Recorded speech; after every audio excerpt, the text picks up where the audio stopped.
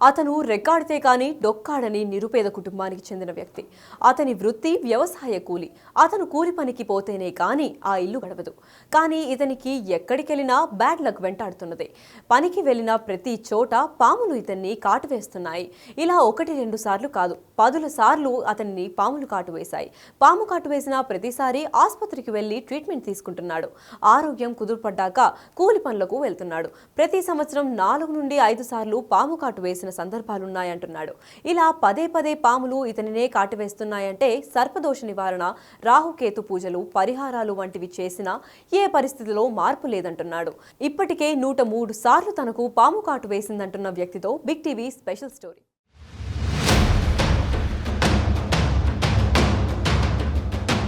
చిత్తూరు జిల్లా బైరెడ్డిపల్లె మండలం కుమ్మరగుంటకు చెందిన సుబ్రహ్మణ్యం వయసు 50 ఏళ్లు. కూలీ పనులు చేస్తూ కుటుంబాన్ని బ్రతికించుకుంటున్నాడు. సుబ్రహ్మణ్యం చిన్నప్పటి నుండే పాము కాటుకు గురవుతున్నాడు. మొదట తనకు ఊహ తెలియనప్పుడే పాము కాటు వేసింది. తనకు గుర్తున్నంతవరకు 20 ఏళ్లప్పుడు పాము కాటేసింది.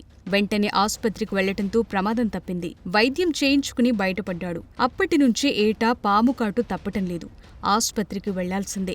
ఇలా పనికి వెళ్లిన చోట కూడా పాముల బెడద తప్పటం లేదు. దీంతో 10 ఏళ్ల క్రితం పాములకు భయపడి బెంగుళూరు వలస వెళ్లాడు సుబ్రహ్మణ్యం.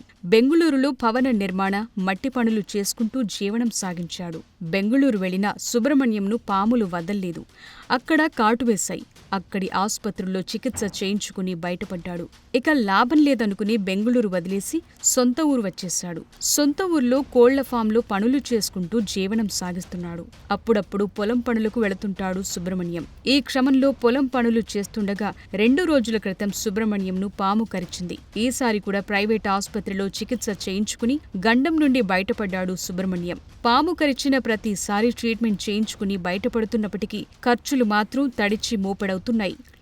పదే పాములు కరుస్తుండటంతో చికిత్స కోసం అప్పులు చేయాల్సి వస్తోంది.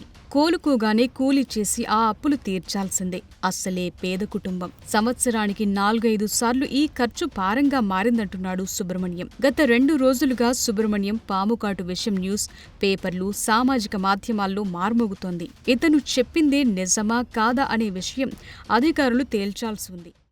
నేను 5వ క్లాస్ చదువుతానప్పుడు నన్ను పాము కాట్లు వేస్తుంది.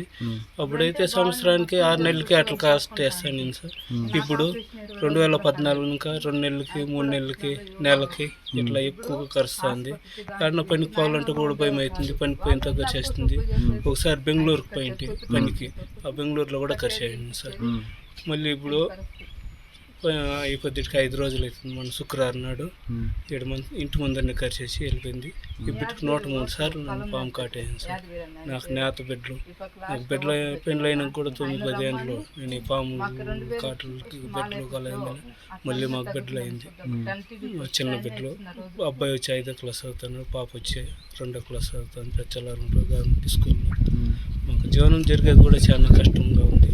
గవర్నమెంట్ ఏమన్నా మా పైన ఈ పేద కుటుంబం దయ తెలిసి ఏమైనా సహాయం చేయాలని కోరుతున్నాను.